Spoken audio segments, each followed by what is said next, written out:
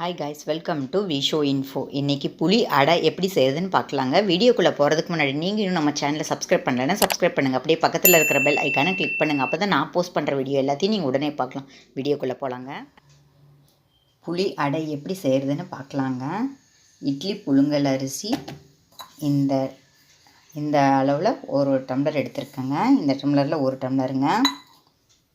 இதை நல்லா கழுவி சுத்தம் பண்ணி நல்லா கொதிக்கிற சுடு தண்ணியில் இதை ஊற வச்சுக்கணுங்க. பச்சை தண்ணியில் ஊற வைக்கக்கூடாதுங்க.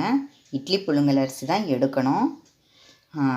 2 மணி நேரமாவது குறைஞ்சபட்சம் ஊறணுங்க. நல்லா கழுவுனதுக்கப்புறம் சுடு தண்ணி ஊற்றி தாங்க ஊற வைக்கணும். சுடு தண்ணி ஊற்றுனதுக்கப்புறம் பார்க்கலாங்க. பாருங்கள், அரிசியை ஊற வைக்க கொதிக்கிற தண்ணி எடுத்துக்க சொன்னேன் இல்லையா, நல்லா கொதிக்கணுங்க தண்ணி. அப்போ தான் அடை நல்லா சாஃப்டாக சூப்பர் டேஸ்ட்டாக இருக்குங்க. இதை ஊற்றி ஊற வச்சிடலாங்க. ஒரு 2 மணி நேரமாவது நல்லா ஊறட்டுங்க. அப்போ தான் நம்மளோட அடை சூப்பராக வருங்க. இதை நல்லா மூடி வச்சிடலாங்க. 2 மணி நேரம் கழித்து தாங்க அரைக்கணும். சரி, ஆனால் அரிசி ரெடி. மற்ற சாமானெல்லாம் வேணும் இல்லையா, என்னென்னு பார்த்துடலாங்க. பாருங்கள், ஒரு 4 சிகப்பு மிளகாய், புளி ஒரு பெரிய நெல்லிக்காய் அளவு எடுத்துக்கோங்க. உப்பு 1 டீஸ்பூன் எடுத்துக்கோங்க. 1/4 கப்பு தேங்காய் துருவலாக பண்ணி போடணுங்க. அப்புறம் வெல்லம் ஒரு 2 டீஸ்பூன். விருப்பம் இருந்தால் போடுங்க, விருப்பம் இல்லைன்னா விடுங்க. ஆனால் இது ஒரு ட்ரெடிஷ்னல் ஐட்டம், வெல்லம் போட்டு தாங்க செய்யணும். அப்புறம் இந்தளவு கறிவேப்பிலை எடுத்துக்கலாங்க. இது எல்லாம் அரைக்கணுங்க. அரிசி அரைக்கும்போது அரிசி நல்லா நைஸாக அரைச்சிக்கணுங்க. அது கூட இது எல்லாம் சேர்த்து அரைச்சிக்கணுங்க. அரைக்கும்போது பார்க்கலாங்க.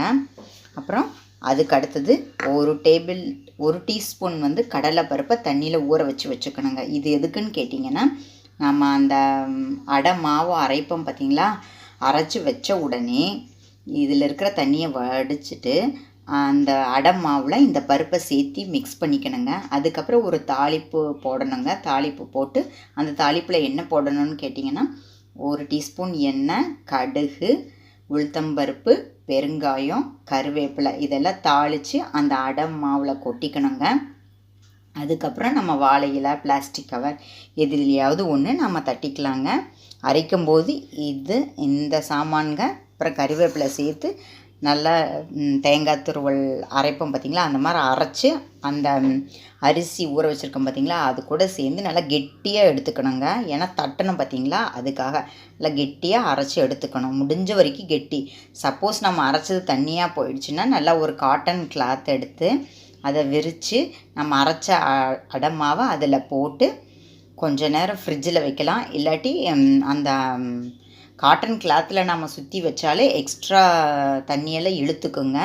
அதுக்கப்புறம் நம்ம டிஃபன் செய்ய ஆரம்பிச்சிடலாங்க. இதை புளிக்க வைக்கணுன்னெல்லாம் அவசியமே இல்லைங்க, உடனே செய்ய ஆரம்பிச்சிடலாங்க.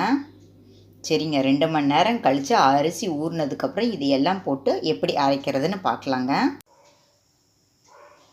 பாருங்கள், 2 மணி நேரத்துக்கு மேலேயே ஆச்சுங்க.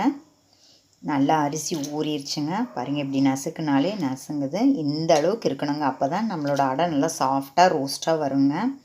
இனி இப்போ எப்படி அரைக்கிறதுன்னு பார்க்கலாங்க.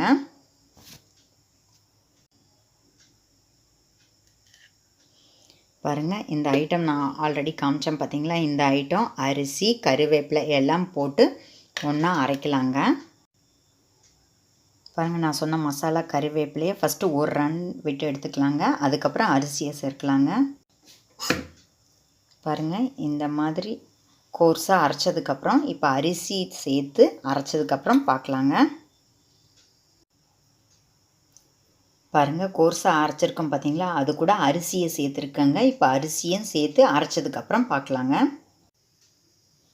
பாருங்கள், நம்ம புளி அடைக்கு அரைச்ச மாவு இந்த மாதிரி நைஸாக இந்த அளவுக்கு கெட்டியாக இருக்கணுங்க. அப்போ தான் நம்ம அடை தட்ட முடியுங்க. இப்போ அடை தட்டுறது எப்படின்னு பார்க்கலாங்க. இதுக்கு ஒரு தாளிப்பு ஊற்றணும்னு சொன்னோம் பார்த்தீங்களா, அந்த தாளிப்பு பாருங்கள்.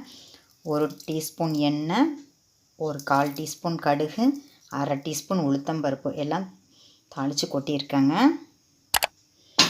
அதுக்கப்புறம் இது கூட நம்ம ஊற வச்சுருந்த 1 டீஸ்பூன் கடலைப்பருப்பு, அப்புறம் கொத்தமல்லி தழை இதையெல்லாம் சேர்த்து மிக்ஸ் பண்ணிக்கணுங்க.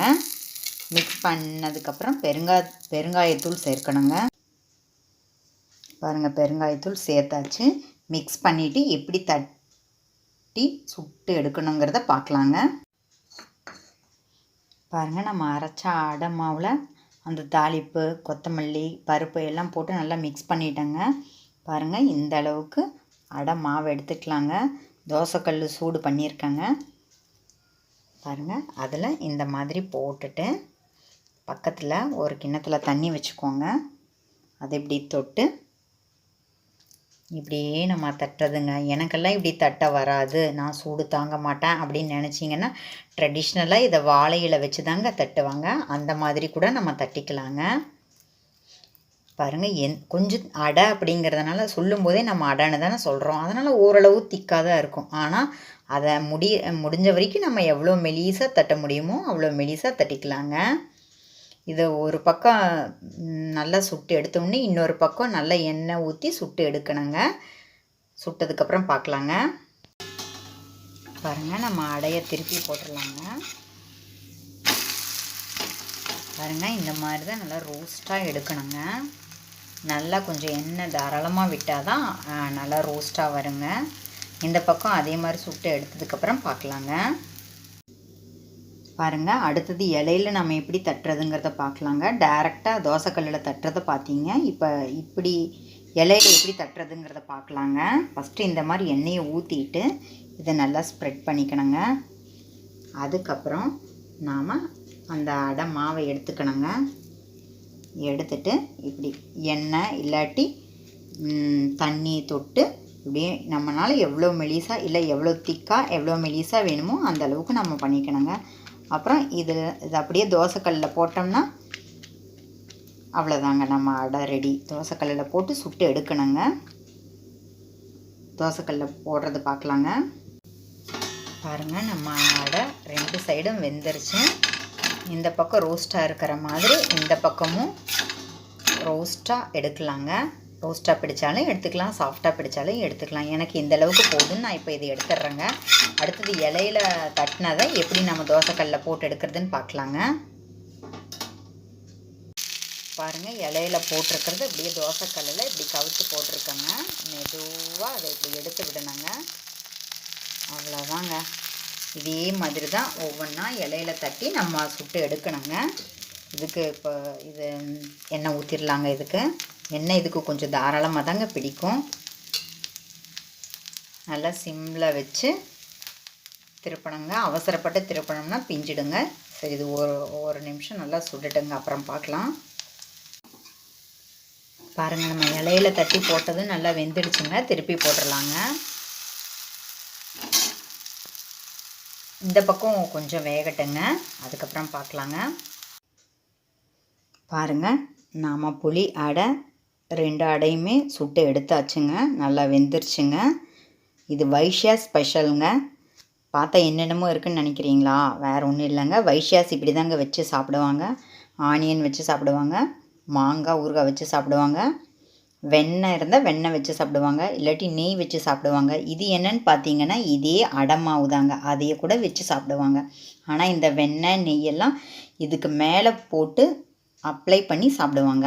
அப்புறம் தயிரை இப்படி ஊற்றிட்டு அதை தொட்டு சாப்பிடுவாங்க. இப்படி தான் வைஷ்யா சாப்பிடுவாங்க. இது வைஷ்யா ஸ்பெஷல். அவங்க இது புலுசு ரொட்டை அப்படின்னு சொல்லுவாங்க. நாம் தமிழில் புளி அடை அப்படின்னு சொல்கிறோங்க. இனிப்பு போடாமல் அவங்க இதை பண்ணவே மாட்டாங்க. நமக்கு விருப்பம் இருந்தால் இனிப்பு போட்டுக்கலாம், இல்லாட்டி விட்டுடலாம். இது ட்ரெடிஷ்னல் ஐட்டங்க. செஞ்சு பாருங்கள், ரொம்ப சூப்பராக இருக்குங்க. என்னங்க, இந்த வீடியோ உங்களுக்கு பிடிச்சிருந்தா லைக் பண்ணுங்கள், ஷேர் பண்ணுங்கள், கமெண்ட் பண்ணுங்கள், ஞாபகமாக சப்ஸ்கிரைப் பண்ணுங்கள். ஓகே, பாய்.